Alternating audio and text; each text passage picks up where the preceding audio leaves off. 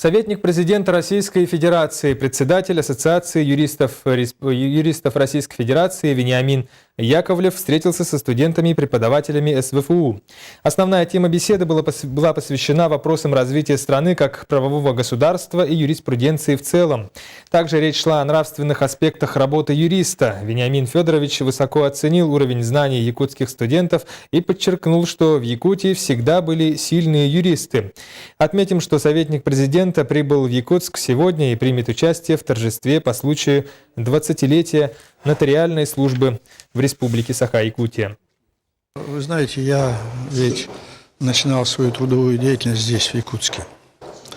И начинал как преподаватель права в Якутской юридической школе.